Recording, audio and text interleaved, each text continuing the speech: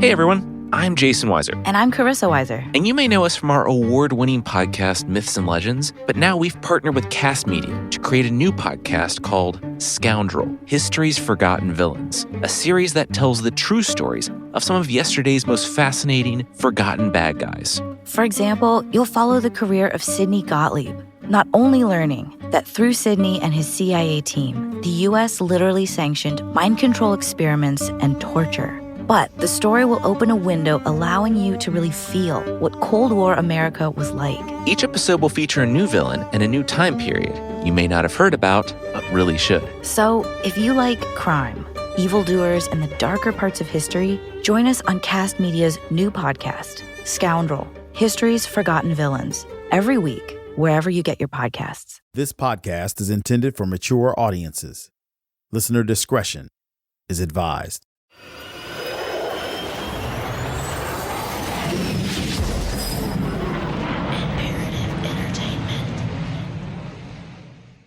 Man, do you know what you're asking me? Do you know that this sorry son of a bitch has already put a warrant out for the arrest of my wife as an accomplice? No, let me talk to him. Talk to the son of a bitch. Say, listen, have you done that? You know, have y'all put out a warrant for his wife as an accomplice? Fred Gómez Carrasco seemed to have the upper hand. Yes, the heroin and cocaine smuggling impresario was stuck behind bars in the Walls unit in Huntsville. But Carrasco also had guns. He had hostages. And he had control of the Walls unit library, turning the entire third floor of the prison education building into his own stronghold as he bartered for his freedom. But Jim Estelle, the director of the Texas Department of Criminal Justice, had an ace up his sleeve. There is a warrant out for Mrs. Carrasco, but the attorney, that's bullshit. When the Huntsville prison siege began on Wednesday, July 24th, 1974, Fred Carrasco's wife, Rosa, had called Jimmy Gillespie, an attorney for Fred. Then Rosa disappeared. Her whereabouts quickly became one of the siege's biggest mysteries. Here are two of Carrasco's lawyers discussing the unfolding crisis. Ruben Montemayor was on the ground in Huntsville, trying to help with the negotiations. Jimmy Gillespie was back home in San Antonio, about 200 miles to the west. Okay, now, Jim, there's a warrant out for Rosa. What is the charge? Accomplice. What does it look like so far up there? Well, it got pretty hot here for a while, Jimmy, and Jesus Christ. But this situation about his wife is very, very sensitive. Some said Rosa was driving to Huntsville with her husband's gangland toughs to bust Fred out of prison.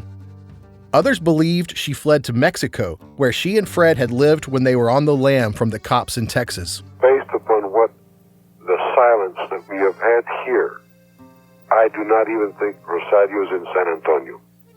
Now, that's just an educated guess. Otherwise, I know that Rosie would have called me. But I just don't think she's in San Antonio, that's all. Well, Jim, she's very concerned, and the minute that you hear from her, call me so I can relay the message to her. Well, I will, Ruben. If I had word, I would have called. Okay. I mean, I'm standing by the phone night and day, or where I can be reached by anybody, just any time. But I just don't think she's here. Rosa was the love of Fred's life. He loved her smile, her eyes, her crazy personality. Oh, she loved him till the day she died. The whole reason Carrasco had taken a plea deal for life in prison, instead of fighting the charges that he tried to murder a cop in San Antonio, was to spare Rosa from her own criminal charges. I hate the system because they used my wife as a shield against me when I was in court. So I took life to save her. Fred and Rosa's love story was splashed across the newspapers. The star-crossed lovers of the drug underworld. The next Bonnie and Clyde. When Carrasco learned that his wife's freedom was again in jeopardy, he erupted. Again, one man bore the brunt of Carrasco's fury. Bobby Hurd, the only prison guard taken captive during Carrasco's siege. Listen, he's fixing to kill us. Please, for God's sake. This is human life. I was being people, and you know I was being. He was. He was being everything he said he was. Now you're fixing to get us killed. Withdraw that warrant, please. Beg your pardon? Withdraw that warrant. For God's sake, man. I don't think the authorities who have issued that warrant have any intention of prosecuting Rosa Carrasco if those hostages are come out there safely. In fact, I can almost guarantee it, and I will let his attorney go to the county attorney who issued that warrant and assure of that. But he has not contacted the county attorney, and you've got to encourage Fred to give his attorney a chance to work this. You're listening to Director Estelle on the phone with Bobby Hurd, part of a trove of real, in-the-moment audio recordings from the prison siege. I have talked to Fred, and Fred trusts me. He does. He trusts me. Okay. He does not trust you. Then you've got to play the part of the negotiating team, then, Mr. Hurd. I can if I'm dead. You can right now. You convinced Mr. Hurd. You convinced Mr. Carrasco that his attorney should be given an opportunity to discuss this. Then she won't be prosecuted. I can't make that promise, but I'm sure the attorney can get that promise. He says it's not a matter of prosecution. Carrasco had been listening to their conversation. Suddenly, he chimed in. It's a matter of principle. I agree. Now, I know you want her here so she can talk to him. And I know he wants to talk to her because he loves her. But don't let any harm at all come to her. No way. No, don't do anything. For God's sake, man.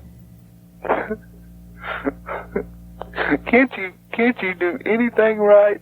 Can't you say anything? All the man wants is to get out, and for God's sake, give him what he wants. And do it now. Do it now before it's too late. Now Ruben and Fred were on the phone. Yet again, Ruben Montemayor was desperately trying to keep the peace, hoping to protect innocent lives from his own client's penchant for murder. Okay. Now, this is one of the things that came up. Okay. Now, let's get to the bottom of it. And this is the way we're going to get to the bottom of everything, Fred. Now, don't close the door, Fred. I advise you as your lawyer, don't close the doors, Fred, because you blow up or something. Let's find out. Let's find out. Let me find out. No, Fred, they haven't arrested or anything. Pero ¿cuánto es el fianza? No, they can't set a bond unless they pick her up. There's no bond. Mira qué desgraciado, diga. Until they pick her up with it. Now, this is the other thing. Dijo el DA. I talked to him. And I talked to the director. He says there will not be any indictments. They will not pick her up or anything if there's nobody hurt. Period. Do you know what I'm talking about? Repítalo. Okay. There will not be any indictment filed or any arrest made unless you all don't hurt anybody. Kill anybody, hurt anybody. Carrasco wanted assurances that Rosa would be safe. He also called on hostage Novella Pollard's daughter, Kathy, to deliver his demands to a wider audience. Kathy? Yeah, Mom. All right. Now, I want you to call a news conference. You are to do it come hell or high water or what. You are to hold a news conference. All right. In Estelle's latest offer, he had agreed to provide Carrasco with bulletproof vests in exchange for the release of all the hostages. Estelle had also agreed to withdraw the criminal complaint against Fred's wife, Rosa. And finally, he demanded that Carrasco surrender. Now that was a deal breaker. Kathy dutifully wrote down Carrasco's negotiation letter. Then she read it back to her mom. In regard to your proposal, not only do I find them childish but humiliating, Any man with a prudent mind would realize that such a proposal is jeopardizing the lives of the civilian hostages, and at this moment the lives of the inmate hostages. As far as your proposal concerning the vest, I can do without the vest. But concerning the false and unscrupulous indictments against my wife, I leave entirely up to your discretion. Regarding the third demand of the worldwide TV coverage, that is fine. Now, in my new and final demands, I will name accordingly that the only things I am asking for is transportation plus 4 hostages that I demanded since negotiations were started between us. And as my final threat, should these 2 demands not be met, a bomb with devastating power will be set off near Mr. Hurd and Mr. Branch, and the other bomb will be placed and ready to detonate close to the remaining hostages. And the third bomb will be used on your chewing tobacco troopers.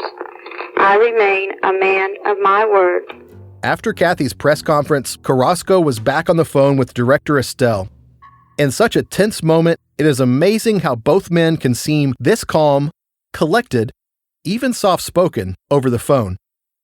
To Carrasco and Estelle, this was less a battle of brute strength than a chess match between staunch opponents.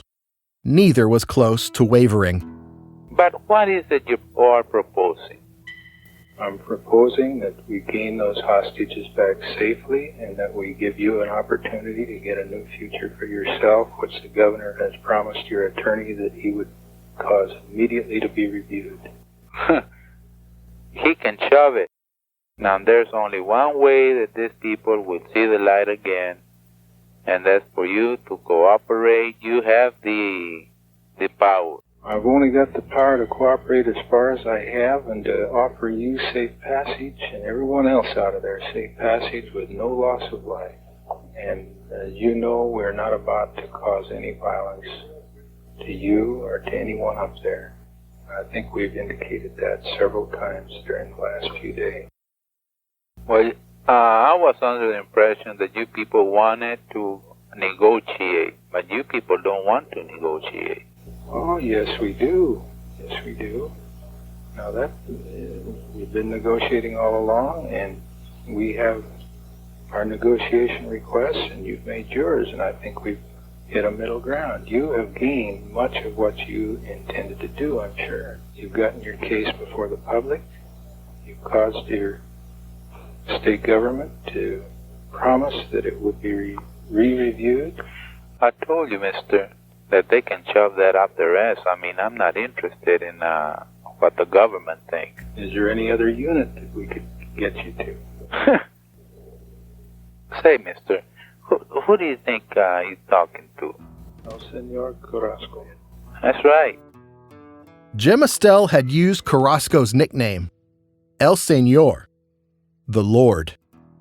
Flattery or respect? Maybe a little of both.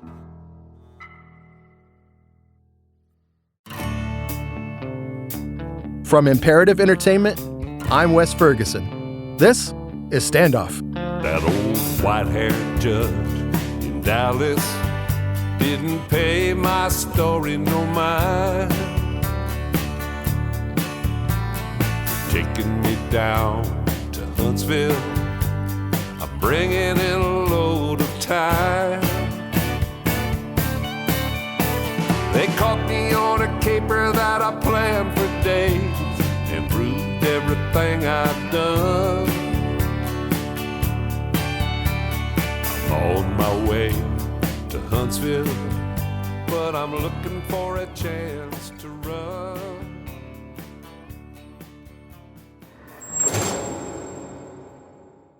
How many free trial subscriptions end up costing you hundreds, if not thousands of dollars, long after forgetting to cancel? Fight back against scammy subscriptions with Truebill. Truebill is the new app that helps you identify and stop paying for subscriptions you don't need, want, or simply forgot about. On average, people save up to $720 per year with Truebill. Because companies make subscriptions so hard to cancel, Truebill makes it incredibly simple. Just link your accounts, and Truebill will cancel your unwanted subscriptions in one tap. And your Truebill concierge is there when you need them to cancel any unwanted subscriptions so you don't have to. Truebill has over 2 million users and helped save them over $100 million.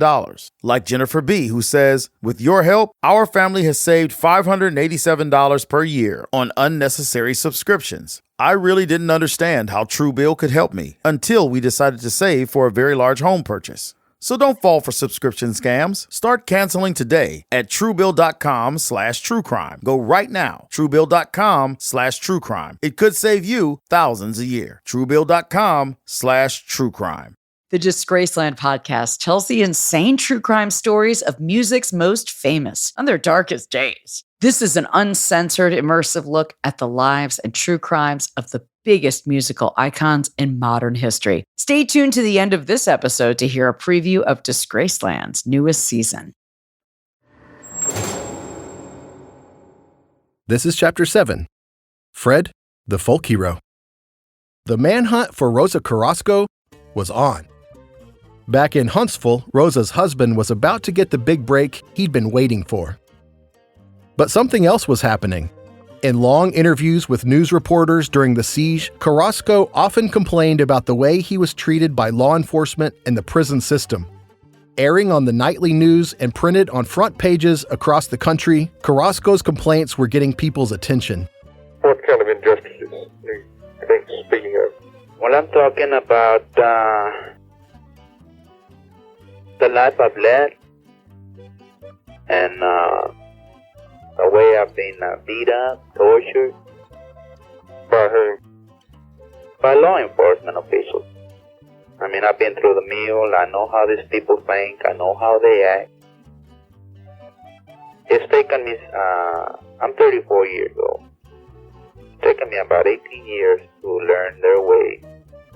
They've educated me in this sense that I've lived through it, not that I've read from the book. And I don't hate all the American people, no. But there are certain politicians that I do hate because they control. Not only do they control, they take advantage. I mean, a man can only take so much. In a sense of the word, I had hate for them. I wanted to escape, but I wasn't making no plan. Believe me, I mean, I wanted to because it was in my blood. But then, what really got to me is that they started picking at me again. After I had pleaded guilty and all, they still kept at me, not leaving me alone. I mean, I'm not saying that these people here are responsible, but it's the system. In the 1970s, prisoners throughout the United States were rising up and rallying for their rights. They demanded more sanitary living conditions and better medical care behind bars. They also protested racial and religious discrimination. Now, Fred Carrasco was being held up as an icon of the prisoner rights movement. Well, I'll tell you the truth. I'm not saying that I'm doing this for prison reform. Not by a long shot. But since I'm in it right now, and I might as well put a plug in for it because that's what they're talking about, prison reform, talking. It's just a headache. I hate to hear people talk. Just make a lot of talk and no action. In other words, they've been morally or castrated. So, I mean, I'm not that type. But the truth is that they get fed, or we get fed, nothing but scrap. And I wasn't going to do my life like that. No way. I'd rather die like a man than go through that. So yeah, Fred Carrasco maybe wasn't the best spokesman for the movement. Here's prison teacher Aileen House, the hostage who escaped by faking a medical emergency. We as teachers and librarians, have been on the reform side of this thing all the way through. But Fred's not interested in reform. He wants to get away from the United States. And I'm for letting him go. Naturally. Another rights movement was going strong in the early 70s, the Chicano movement. Again, some wanted to make Fred the poster child in the struggle for equal rights for Latinos. Back home in San Antonio, songs about Carrasco flooded the Spanish-language airwaves. Some folks were flat out rooting for Carrasco to whip the prison system. When that breakout happened over there in Huntsville, I was waiting myself to go to prison. And I got there about a month after the breakout. Henry Rodriguez is a political activist from San Antonio.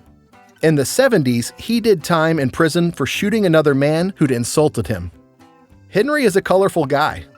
A local journalist once described him as having so much charisma, he could charm the rattles off a snake.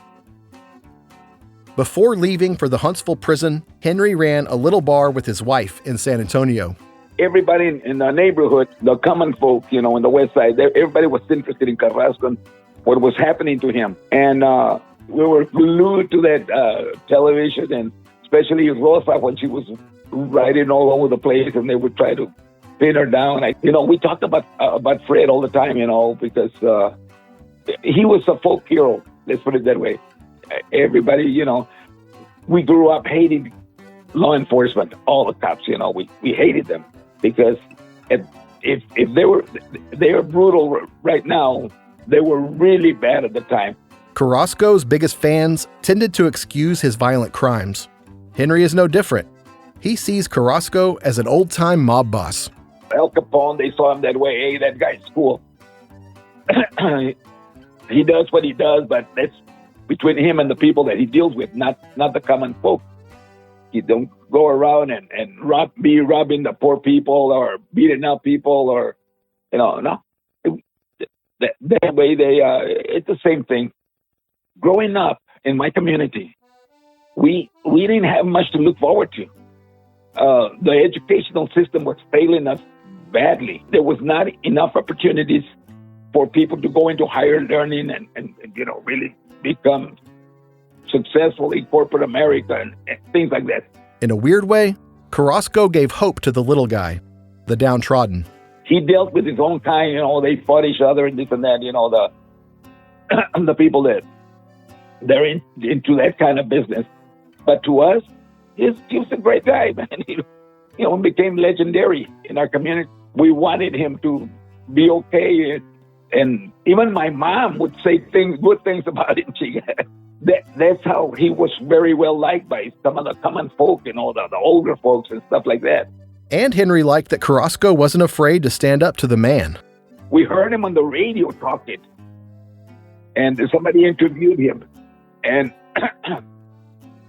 he was, he said, he was very much the system, called them all tobacco chewing rednecks and stuff like that, And he was pretty cool, the way he carried himself, Here's Carrasco in his own words. The thing is, I would like to tell the people that I am not the animal they painted me to be. I will not harm nobody if they don't provoke. And that's the type of things that irritate me because we're not playing games. I mean, this is a serious thing. But these people here are used to having everybody. They just kick them around and yes, boss, no boss, and they think that I'm going to do that. They're far from the truth, Another San Antonio native, Amelia Torres, was a teenager in 1974. Rosa had gone to her high school. Amelia documented Carrasco's prison siege in her own way. I had a whole scrapbook about him. I don't know why I even did that. I was younger. And I would just save the newspaper every day. We got an old-fashioned scrapbook and cut out and paste it on there. All those days that he was, they had it on the news day after day that he was holding those hostages. The Anglo establishment of Texas typically dismissed Carrasco as a thug, if not an all-out monster.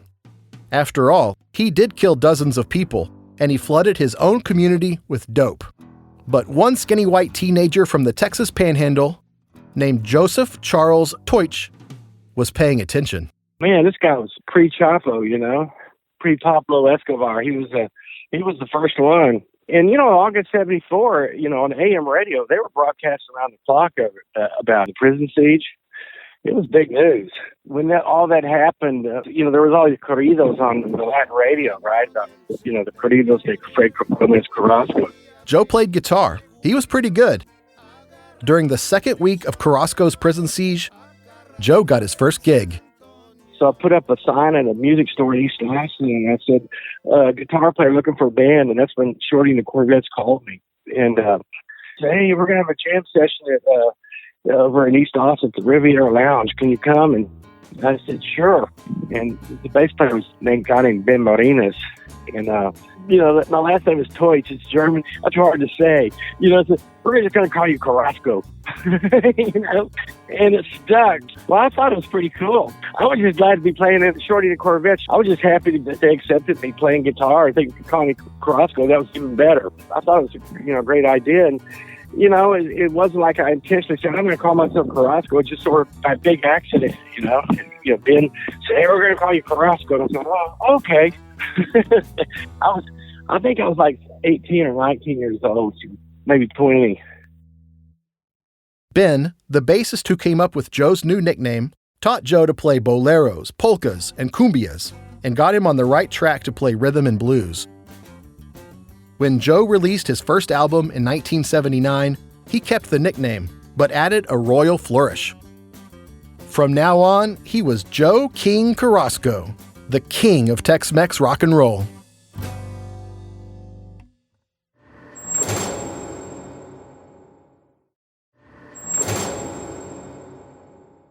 The standoff had stretched on for 6, 7, 8 days. On the night of the 9th day, a Friday, a terrible rainstorm blew into the town of Huntsville. A bolt of lightning struck a breaker box. It knocked out power and filled the library with smoke. In the warden's office, just a stone's throw from the library building, Director Estelle saw an advantage.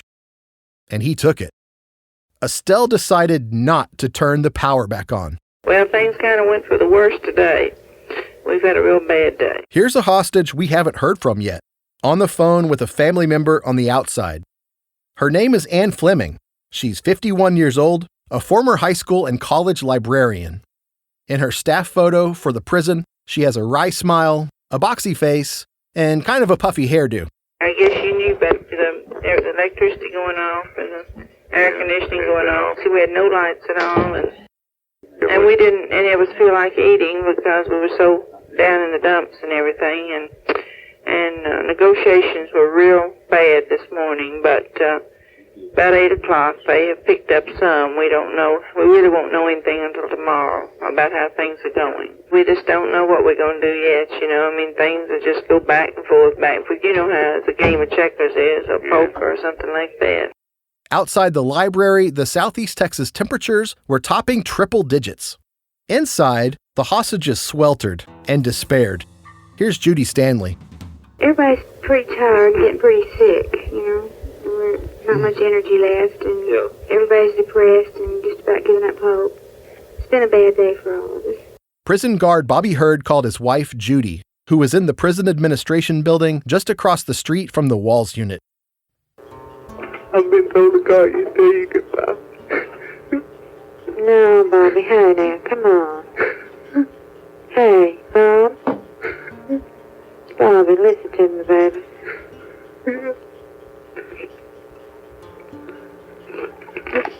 We've been strong from the first all through this, right? I know it. And I love you so much. Baby, I know that. Well, hang in just a little bit longer, Bobby, please. Bobby. I want to see you again. I want to see you too. I know what I mean. We all do. And I expect to. You hear me? Yeah. Bobby, please don't do this. You're making it hard on you. You're You're making it hard on me too. Don't even talk about it. I can't help it.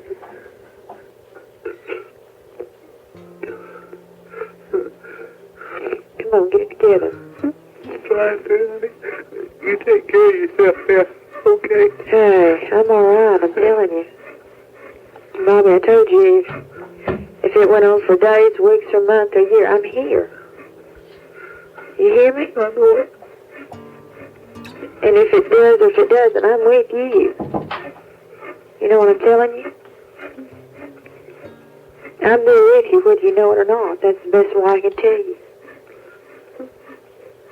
I can't look at you, but I'm there with you, baby. Yeah, I hear.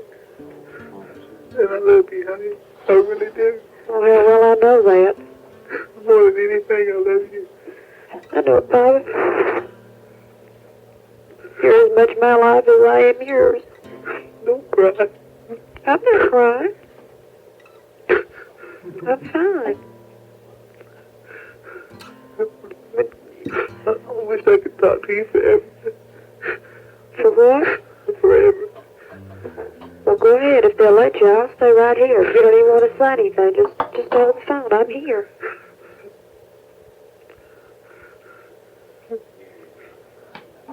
I could be out of here in an hour and be in your arms if they would only do it. For 10 more minutes, Judy did what she could to console Bobby. Honey, Yeah? I've got to go now and let Ray say goodbye to his family. Okay. And keep your chin up, okay? Hey, you get yours up. That cleft chin, remember? Get it up. I know it. Bobby, I'll see you again. Don't worry about it. Here? Yeah, okay. I love you, honey. I love you too, Bobby. With all my heart, with all my body. I worship Granny Rocco. Okay. And it's not goodbye for me, Bobby. It's just, I can't accept the goodbye. Okay. You hear? Yes. I love you, Bobby. I know it. I know it. I love you. Okay, I've got to go there. Goodbye. Judy may not have wanted Bobby to say goodbye, but the negotiations had become so fraught, she really had no way of knowing if she would ever see her husband again. Meanwhile, Carrasco continued his media blitz. I just plan to go to another place, that's all. But the thing is that I'm trying to get across is that if the demands were met, the people would not be harmed. Another, I will only take 4 persons with me, and they will be on a voluntary basis. And they will come home safely. There's no two ways about that. The only stalemate right now is that the administration is not coming through, and that's it. Carrasco had asked for an armored car, equipped with a 2-way radio and a telephone. Director Estelle was open to providing the armored car, but first, he wanted Carrasco to release all the hostages except for the 4 who'd agreed to leave with their captor. Seeking compromise, Carrasco made another overture. It was a plan that hostages Novella Pollard and Linda Woodman came up with. If Carrasco would release one of the captives, just one, he or she could meet face-to-face with Director Estelle to explain why Carrasco would not release everybody until he was safely inside the armored car. Carrasco's lawyer, Ruben Montemayor, again served as the go-between. Okay. I'll go ahead and meet with them and see what they say about the request, and I'll tell them that you're going to send somebody down tomorrow. The hostage who Carrasco chose to send was Linda Woodman, the librarian who'd become his de facto secretary. Woodman had withstood the pressure of the siege better than most of the others. If anyone could convince Jim Estelle to relent and meet Carrasco's demands, it was Linda Woodman. There was just one problem. Carrasco's lawyer, Ruben Montemayor, was about to fly back to San Antonio for the weekend. Mr. Martin? Yes. This is Linda Woodman. Yes. Could you delay your departure just a little bit and let me come over to talk? Okay. You will do that. We'll wait for you. All right, you'll tell Fred that you'll wait. Yes, I'll tell Fred I'll wait. On the morning of the 10th day, Linda crawled through the broken front door of the library, descended the concrete ramp, and ran across the prison yard to safety. Carrasco's lawyer called him with an important update. He was ecstatic. They're talking to Fred. I want to thank you. That was,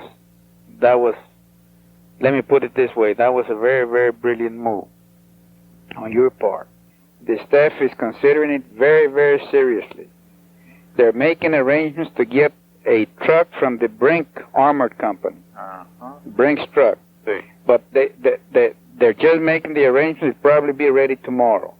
Now, I don't know what time, but it'll be ready tomorrow, hopefully. This was huge.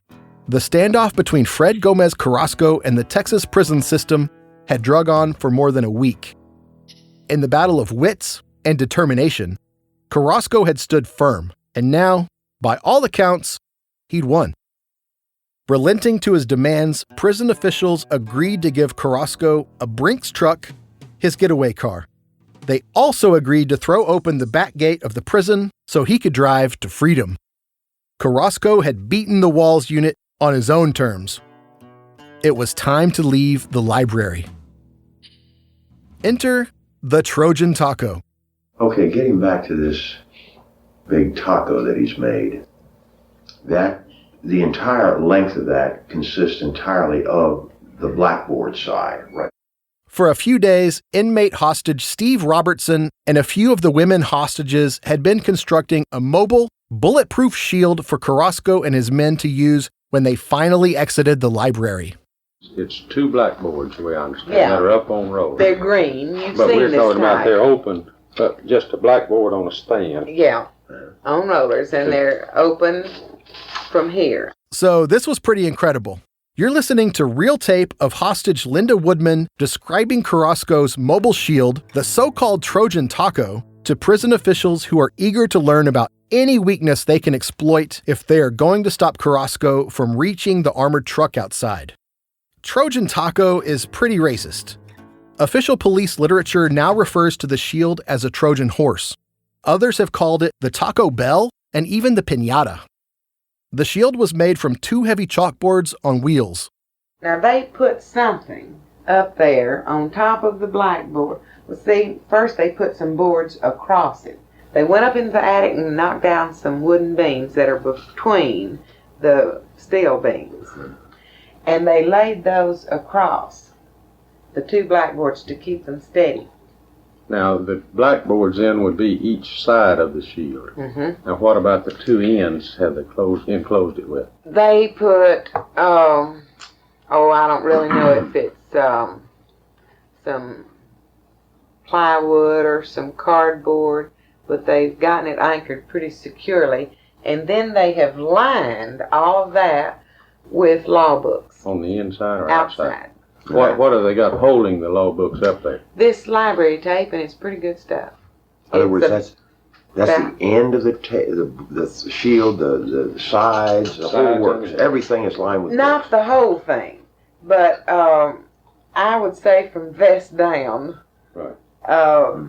Now the legs are not going to be protected, but they're covered.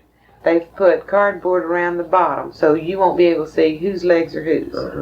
Okay, then you're all going to be in that shield coming down.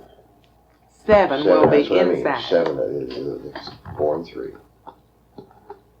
And you're going to be all handcuffed with alleged bombs. You're going to be guided by the other 9. They're going to wheel you down the ramp en masse. Get in this truck with live TV coverage. Open up the end, and everybody will unload right into that truck. Suppose he gets to the gate and it's locked and nobody around it. We'll say, what do you think he would do? If he could find no other way out, he would probably shoot them and himself. Or at least get in gunplay where he'd get shot. Well, I may be wrong, but I can't see him surrendering. Under any circumstance. Under any circumstance. Carrasco shot one of the law books used to pad the outside of his Trojan taco. It was thick enough to stop a bullet. Hostages Vaughn Bezida and Judy Stanley decorated the inside of the shield with photos they found in a library encyclopedia. Mexican hero Emiliano Zapata, the namesake of Carrasco's only son, and Santa Anna, the Mexican dictator who defeated the Texas rebels at the Alamo in 1836. According to the book 11 Days in Hell, the hostages even used crayons to draw maps of Mexico that they pasted inside the shield. By now, the siege had stretched on for 11 days. The library was filthy and overflowing with trash. He tore that restroom up. Boy, they tore that building up. I mean, just destroyed it. The inside. You couldn't tell the library from the school part. And the office, all the offices, cabinets were torn out of them. It's just messed up. They're trying to block this place, move these cabinets. They had those inmates to do all that. Despite living in squalor, the hostages had reason to celebrate. They were getting out. Jack Branch was happy to help build the mobile shield. Chalkboards, like if you were standing up teaching, you'd have the chalkboard.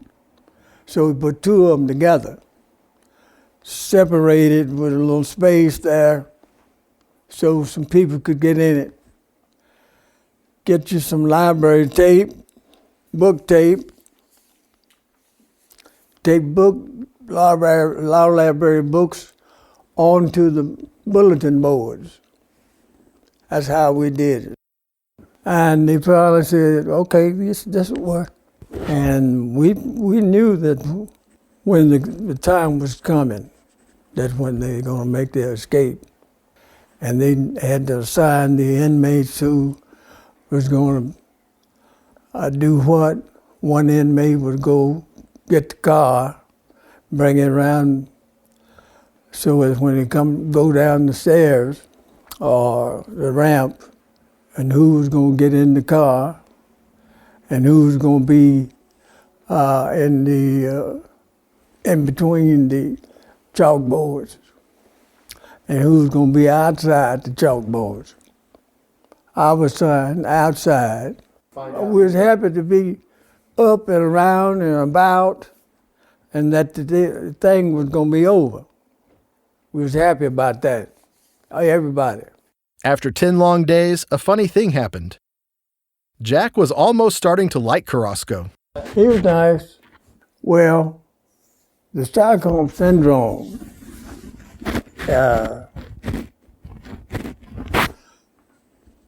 well, you know, when you capture somebody and keep them in there for a while, and they be nice to them, and you finally end up going along with them. So that's what happened. You saw that going on? Yeah. We were excited about building that Trojan horse. We would do nice things for him in the prison. I would send up good food for him, and we'd be glad to give it to him. We wanted to be nice to him. That's Stockholm Syndrome is real, you know. We just went along with him. Why did you We're glad for them to get out. Why did you want to do nice things for him? That's the Stockholm Syndrome. It's a mind-changing ordeal. People hold you so long till you just finally agree with them and do what they say. Nothing we could do but just follow them and help them in any way it could. If you told Jack before the siege that he'd fall victim to Carrasco's manipulations, he wouldn't have believed it. Not really. You don't believe it until you get into it, a situation like that. I don't know how the real Stockholm worked, but I could feel it working with me after I got out of there. 'Cause we agreed with everything they said. We wanted to help them get out. At the brainwashing situation, get brainwashed. The hostages were feeling so festive, they even threw a party with cake and songs for the captor, Ignacio Cuevas, on his 43rd birthday. Inmate hostage Martin Carrasco was just happy to be getting out soon. Everybody felt relieved, like they're really going, let him go. Everybody hugged each other and said goodbye. We all felt nice. When the Brinks truck was finally delivered to the prison yard on the afternoon of the 11th day, Carrasco ordered Martin outside the library and down the ramp to inspect the truck. So I went to that armored truck. With a walkie-talkie, he was telling me what to look for, where. He told me to get under it, and then inside and in the back, and in the hood, and the front, where the front seats are. He told me to test the air conditions and to smell if no gas was coming out, and if they were working good. He told me to leave them on. And the radios and telephone and the tires, check the tires out. No, he told me he made me drive it around and then backed it up, and he was telling me where to park it. He told me to park it there. And he told me to leave it on and go back. They handed me through the windows containers that were supposed to be bombs. Told me to take them down there to the truck. Oh, and I took some clothes down there too, hostages' clothes. The whole time Martin was testing out the Brinks truck, taking it for a test drive around the prison yard, backing it up to the library ramp, and loading it with supplies for Carrasco's escape, he was being watched. Unbeknownst to Carrasco, an assault team was hiding in the dining room, one floor below the library. Texas Rangers, an FBI agent, and prison officers were ready, waiting. Yes, they had given Carrasco his armored truck, but they were not going to let him leave without a fight. I had done become so involved with those people up there that had I known what was going to happen, and I mean this in all sincerity, I would have tried to help those people because I really felt for them. That's Steve Robertson. When the Steel City could have what he wanted, the women jumped up, laughed, Carrasco laughed. They all thought they were gone. Everybody thought everything would be all right. TDC would turn them loose. It came as a complete surprise to me when the shooting started. The big showdown is coming up next on Standoff. And I didn't know they were going to shoot, but they did. So we got situated to bring the Trojan horse, they call it. And somebody yelled out, "Get down." And we got down. He started shooting. Standoff is a production of Imperative Entertainment. It was written and created by me, Wes Ferguson. Executive producer and story editor is Jason Hoke. Audio editing and sound engineering by Shane Freeman and Jason Hoke. Original score for Standoff by Max Baca, with additional music from Flaco Jimenez on accordion. Music engineering by Tony Gonzalez. Our main theme, Huntsville, is performed by Ray Benson and was originally released on the Merle Haggard and the Strangers 1971 album, Someday We'll Look Back. Cover art and design by Gina Sullivan. Carrasco audio tapes from the Texas Department of Corrections, courtesy of the Texas State Library and Archives Commission. Special thanks to the staff of the Texas Prison Museum for their generous help with research materials.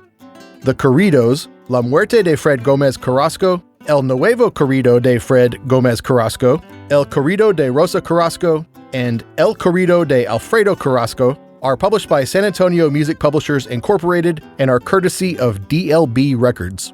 Special thanks to Eastside Music Studios in Austin, Texas. Have questions? Contact us at podcasts@imperativeentertainment.com. If you love the show, tell your friends, and don't forget to leave us a review. Thanks for listening. San Antonio writer Greg Barrios passed away during the production of this podcast, as did William T. Harper, author of 11 Days in Hell. I hope this show honors their memory. As promised, you're about to hear a preview from the new season of Disgraceland. While you're listening, follow Disgraceland wherever you get your podcast. Or you can listen to all 10 seasons exclusively on Amazon Music. Ringo Starr, targeted by trigger-happy extremists. Britney Spears, in captivity under a 13-year conservatorship. Charles Manson, making the music industry witchy. The Sex Pistols attacking the status quo and drawing blood. Mama Cass at the center of the crime of the century. Chris Brown surrounded by a SWAT team. Jennifer Hudson tortured by a triple homicide. Robert Johnson a hellhound on his trail. And Pink Floyd's Crazy Diamond lost somewhere on the dark side. Hear all these insane true stories in Season 10 of Disgraceland. This is not the music history you've heard before. This is an uncensored, immersive look at the lives and true crimes of musical icons. Disgraceland is hosted by me, Jake Brennan, and is the world's first music and true crime podcast. Named 2021's Best Music Podcast by the Webby Awards. You can hear new episodes of Season 10 every Tuesday wherever you get your podcasts. Or you can hear the full archive. That's 10 seasons, over 100 episodes, all for free, exclusively at Amazon Music by going to amazon.com/Disgraceland. And then, buckle up for more of the most mind-blowing moments in music history. Listen to new episodes of Disgraceland wherever you get your podcasts. Rock-a-rolla.